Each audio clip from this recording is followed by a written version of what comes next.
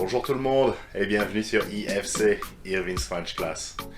Aujourd'hui, today, dans cette vidéo, in this video, we are going to cover the nationalities. In addition to the new vocab that needs to be learned, I will walk you through the grammar and the patterns to construct the nationalities in French. And as usual, at the end of the video, we will do some fun activities to revise and practice. C'est parti! The first thing that you must know about nationalities is that they are adjectives. Therefore, they agree in gender and in number with the subject they qualify. For instance, when I say je suis français, français has the form of masculine and singular because I'm a male. If I were a woman, I would have to say française by adding an extra E at the feminine, which is called an agreement.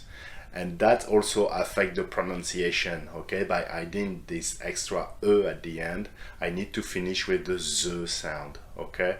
So please listen carefully. Je suis français, masculin. Je suis française, féminin. The verb être, to be, that we covered in a previous video is used to talk about nationalities. For example, here are some nationalities in French, and let me give you two forms of each, so you can get a sense of masculine and feminine. So let's use two different subject pronouns for that. Il, he, elle, she, masculin, féminin. Okay, let's do it. And you can repeat after me, by the way. Il est français, elle est française. Il est australien, elle est australienne. Il est chinois, elle est chinoise. Il est américain, elle est américaine.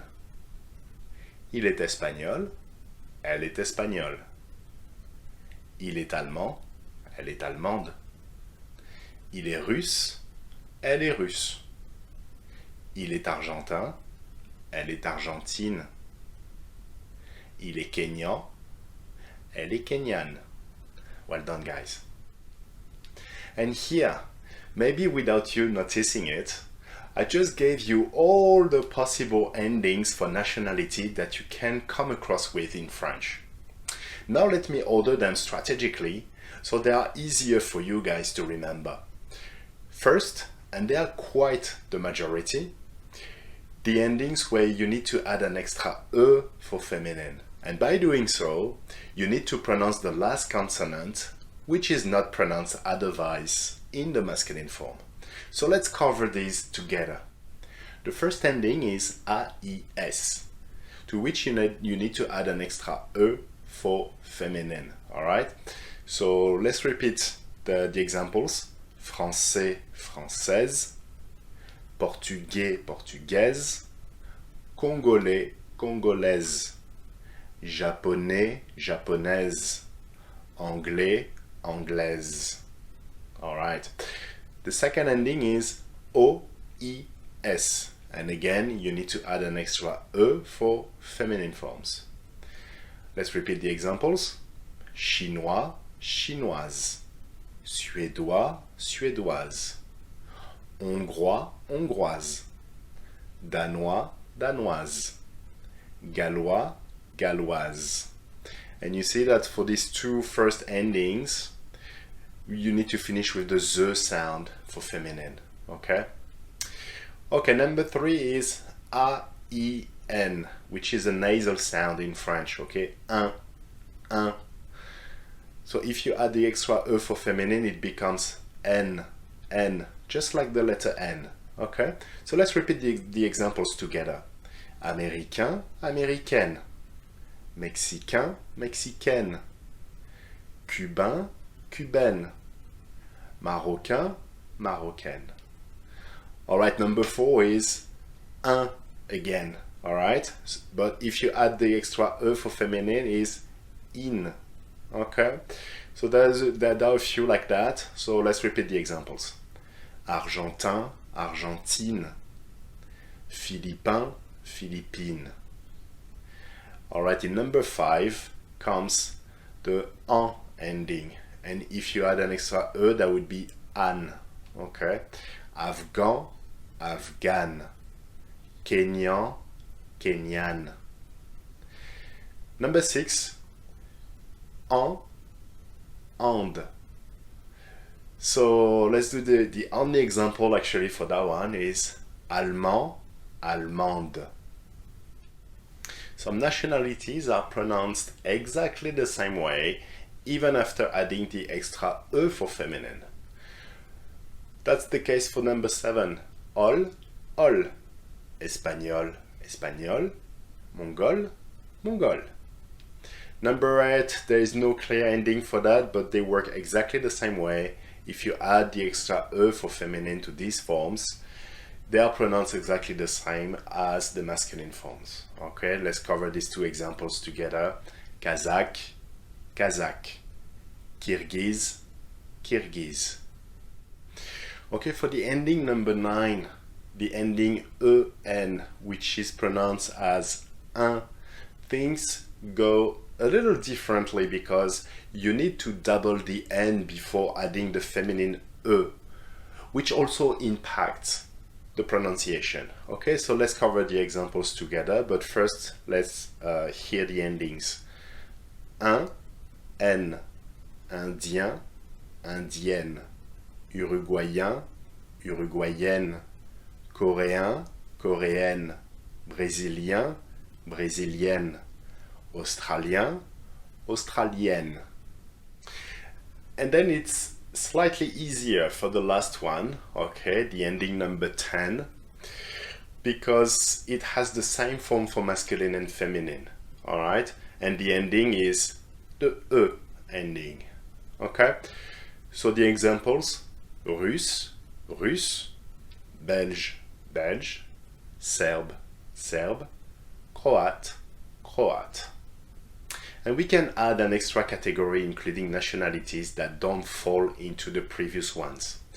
Nationalities that are pronounced the same way, but with different spelling in masculine and in feminine forms. Okay, so I've got two examples for you.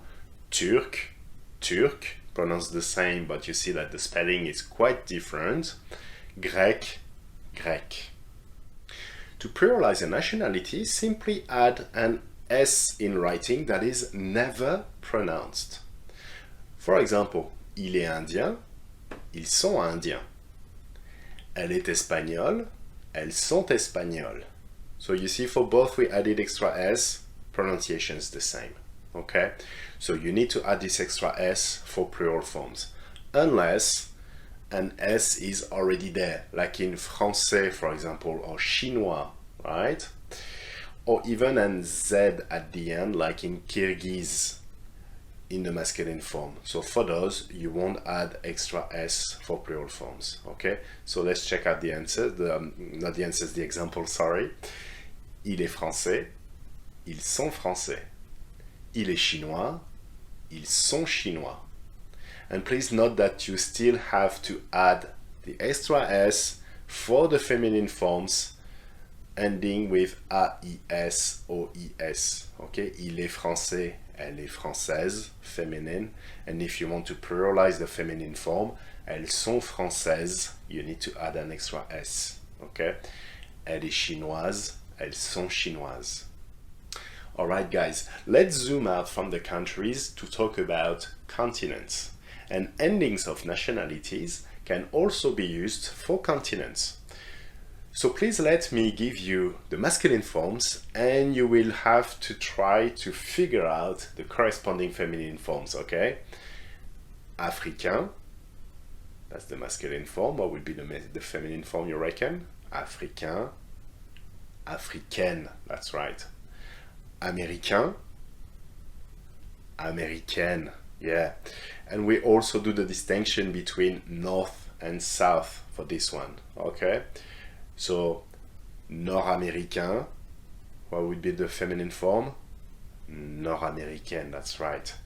Sud-américain, feminine, sud-américaine, that's correct. Okay, let's move on. Européen, européenne, that's alright. Océanien, océanienne, Asiatique. Asiatique. That's correct. Well done. And guys, same goes for the cities. So just to give you a few. Parisien, Parisienne. New-Yorkais, New-Yorkaise. Sydnéen, Sydnéenne. New-Délien, New-Délienne. Berlinois, Berlinoise. Londonien, Londonienne. Abidjanais, Abidjanaise. And you are welcome to ask me in the comment section if you want to find out for your own city, okay? And I happily have a look for you.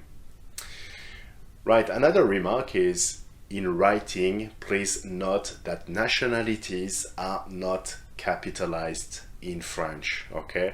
I send you back to the examples that we covered together, and you'll see that when I say je suis français, it's an lowercase f that I'm using and not a capital F, unlike in English. The question to ask for someone's nationality is, quelle est ta nationalité? Let's repeat that one together. Quelle est ta nationalité? So that you can literally translate with what is your nationality, right?